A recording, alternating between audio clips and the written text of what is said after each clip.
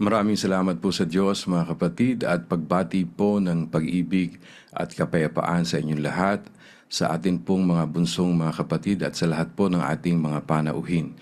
At salamat sa Diyos sa kanyang mga katwiran at sa kanya pong patuloy na pagtuturo sa atin ng pagpapahalaga sa bawat salita na kanya pong inihahain sa atin sa pamamagitan po ng pangangaral ng kanyang mga salita. At sa atin pong pagpapatuloy mga kapatid, sa bago po sumapit ang ating formal na pagkakatipon, patuloy po kami na nagpapaalala sa lahat na i-silent na po natin ang ating mga cellphone para wag po tayo makaabala sa ating mga kapiling na mga dumadalo sa atin sa mga lokal na atin pong kinalalagyan. At sa atin pong mga pag-aaral ng salita ng Diyos, salamat po sa kanyang mga katwiran. Tayo po ay natututo na manatili sa pag-ibig sa Diyos. At ito po ay nangangahulugan ng ating pananatili sa buhay na walang hanggan. Kagaya po ng mababasa po natin na itinuro ng ating mangaral sa Judas sa 1 at 21. Na magsipanatili kayo sa pag-ibig sa Diyos, na inyong asahan ang awa ng ating Panginoong Hesukristo sa ikabubuhay na walang hanggan. Kaya po sa atin pong pagganap ng tungkulin, meron po tayong pag-asa sa ating mga puso. Ang goal po ng ating mga pananampalataya ay ang makamtan po ang buhay na walang hanggan. Kaya po sa atin pong pagpapatuloy mga kapatid, bago po ang formal nating pagpapasimula, tayo po ay sama-samang umawit ng pagpupuri sa Panginoon. Kapiling po ang MCGI Orchestra Teatro Kristiyano at ang MCGI Choral. Sama-sama po nating awitin ang Dakila ang Pag-ibig Mo.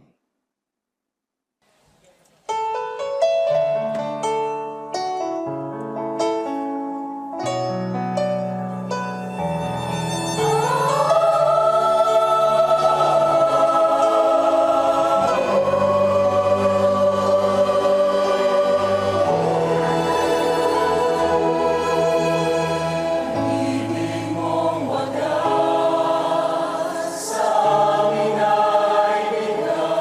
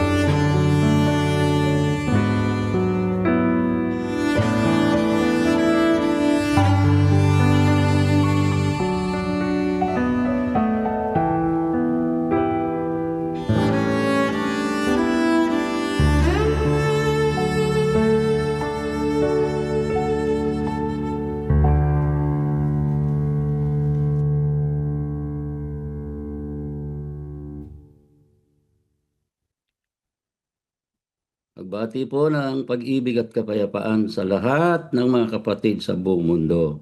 Sa lahat po ng mga sumasampalataya, halina po kayo, magsama-sama po tayo sa ating pagkakatipon sa araw na ito. Salamat po sa Diyos, nakita pa natin ang araw na ito. May pagkakataon tayo para purihin ang Panginoon na may lalang sa atin. Magpatuloy po tayo sa mga itinuturo sa atin ng mga gawang mabuti, i-promote natin itong ganitong mga aral para makita ng maraming mga tao at gumaya sila sa mga mabubuting nakilala natin at sinampalatayanan. Kaya halina po kayo mga kapatid, huling awit na po ito. Dadako na po tayo sa formal na oras ng ating pagkakatipon. Inaanyayahan na po namin ang lahat. Handa na natin ang ating mga sarili, lahat po ng mga makakaabala sa ating gagawin sa pagkakatipong ito ay atin ng isang tabi. Iwan na po natin at ang mga cellphones ay ilagay na natin sa mga silent mode para hindi po tayo maabala sa ating gagawin pakikinig sa mga aral ng Diyos, mga aral ng Diyos na pakikinabangin natin, ikinabuti natin mula nung tayo sumampalataya at hanggang ngayon, kung ito'y tuloy-tuloy nating ginagawa, ating pong pakikinabangan at ang huli, ito po ay sa buhay na walang hanggan. Kaya mga kapatid, halina po kayo. Yung mga bagong bautismo mga kapatid, sana po magpakatibay tayo, magpakasigla, magpakasaya. Pagka masaya sa puso, yung nararamdaman natin ay ligaya, hindi magkakadungis o hindi tayo magkakadumi. Dapat kasi nananatiling meron tayong malinis na puso, mga kapatid, at yung mga aral nating sinampalatayanan, manatili tayo dyan. At kung kanino natin natutunan, yan naman po ang sinasabi doon sa ikalawang Timoteo 3:14, ganito po ang ating mababasa. Datapwat manatili ka sa mga bagay na iyong pinag-aralan at sa pinagkaroonan mo ng katunayan, yamang nalalaman mo kung kanino mo nangatutuhan. Manatili tayo dun sa mga bagay na pinag-aralan natin. Anong turo sa iyo, kapatid na lalaki? Anong turo sa iyo ng Biblia, ng angangaral na sa Diyos? Ikaw na kapatid na babae, ikaw na kabataan na lalaki, kabataan na babae, anong turo? Manatili tayo ron. Yamang nalalaman natin kung kanino natin nangatutunan. Kanino tayo natuto? Eh di doon sa sugo ng Diyos. Manatili tayo ron, manatili tayo natapat, manatili tayo mayroong mabuting budhi at ng pananampalatayang hindi pakunwari. At masaya sana sa puso ang ginagawa natin mga kapatid para po tayo ay kalugdan ng Diyos. Kasi kalugod-lugod sa Diyos yan. Pati na yung pag-awit, kalugod-lugod sa Diyos. Kaya inaanyayahan na po lahat para tayo po ay kaluguran ng Diyos ay magpatuloy tayo sa pagpupuri na pinakamataas na pagpupuri sa Panginoon gaya ng pag-awit. Alin na po kayo, sama-sama nating awitin ang isang awit na pagpupuri para po tayo mga kapatid ay makapaghanda na. Ano po? Halina po kayo, sama-sama tayo. Purihin natin ang Panginoon sa pamamagitan ng awit na may pinamagatang kasangkapanin mo. Salamat po sa Diyos.